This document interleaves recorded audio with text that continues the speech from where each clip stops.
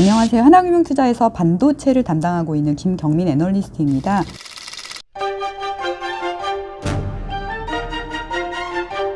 오늘은 대만 5월 수출에 대해서 말씀을 드리겠습니다. 사실 저희가 굳이 대만 데이터를 안 봐도 되지만 제가 저번에 이어서 또 말씀드리는 이유는 요즘에 동학 개미 운동이라고 해서 삼성전자나 SK 하이닉스에 대한 관심이 많으시잖아요. 사실 이런 기업들은 비밀이 거의 없는 기업들이기 때문에 일반 투자자분들도 뉴스만 보셔도 충분히 팔로우업이 가능하십니다. 그러나 저희가 이제 반도체라는 업종을 조금 더 자세히 이해하면은 이런 종목들을 트레이딩 하실 때 조금 더 편안한 마음으로 트레이딩 하실 수 있을 것 같아요. 그래서 한국하고 매우 유사한 형태를 보이는 대만의 반도체 수출에 대해서도 오늘 말씀을 드리겠습니다. 2020년 5월 대만 수출은 전년 동기 대비 마이너스 2%를 기록을 했습니다. 그래서 4월에 마이너스 1.3%를 기록을 했는데요. 역성장이 지속이 되고 있습니다. 그런데 한국과 마찬가지로 역시 대만에서도 품목별 수출을 발표를 하고 있습니다. 네, 그중에 전자부품을 제외한 일반 품목의 수출은 마이너스 9.4%고요. 반면에 반도체가 포함된 전자부품의 수출은 플러스 13.2%로 4개월 연속 두 자릿수 성장세를 유지하고 있습니다. 그래서 대만 IT 업종의 경우에는 타업종 대비 코로나19의 영향이 제한적이다라고 판단이 되고요. 그러면 개별 기업들의 실적은 어떠할까요? 5월 매출을 보면은 D램을 공급하는 난야테크의 매출은 전년 동기 대비 30% 이상 증가했고요. 서버용 칩을 공급하는 에이스피드라는 회사가 있습니다. 그리고 컴퓨터용 마더보드 공급사 기가바이트, 그리고 그 노트북 컴퓨터 또는 서버에 들어가는 쿨링 시스템을 만드는 회사들이 있는데요. 각각 매출 성장률이 85%, 80%, 그리고 70%를 기록을 했습니다. 난야테크와 에이스피드의 5월 매출이 견조하고 한국의 D램 수출도 역시 17.4% 성장하면서 견조했습니다. 그래서 대만도 D램 수출은 별도로 발표하진 않았지만 역시 호조를 보였을 것으로 판단이 됩니다. 그리고 앞서 말씀드린 PC, 노트북향 관련 기업인 기가바이트 또는 타이솔의 5월 매출이 두 자릿수 성장세를 보였는데요.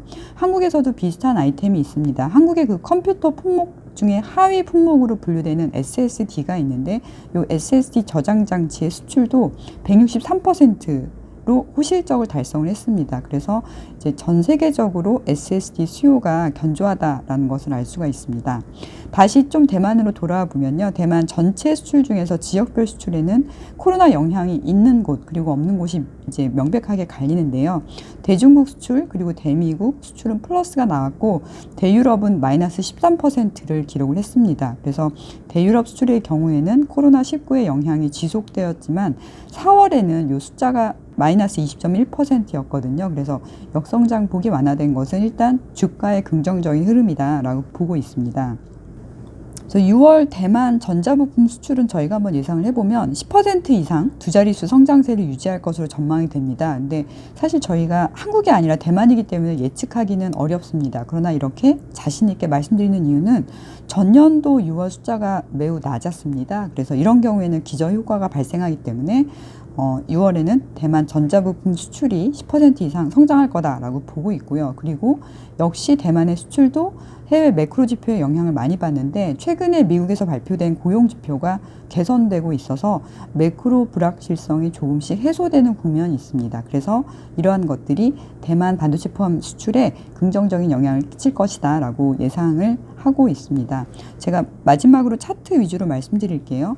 그림 1-1을 보시면 5월 대만 수출은 역성장 마이너스 2%를 기록을 했고요. 아까 말씀드렸던 것처럼 IT를 제외한 나머지 일반 품목의 수출은 마이너스 9.4%를 기록했습니다. 그러나 반도체 포함된 전자부품 수출은 플러스 13.2%를 기록을 했고요. 대만 수출 내에서 이쪽 비중이 대단히 높습니다. 그래서 이거를 이제 대만에서는 일렉트로닉 프로덕트이라고 발표를 하는데 요거의 수출 비중이 거의 40%에 육박을 합니다. 그래서 사실은 요거는 한국보다도 높습니다. 한국에도 전체 수출 품목 중에 반도체가 있는데 실제 비중은 17에서 20%를 왔다 갔다 합니다. 그래서 대만은 사실상 전자부품의 수출 비중이 거의 2배 이상 높은 상황이다라고 생각이 들고요.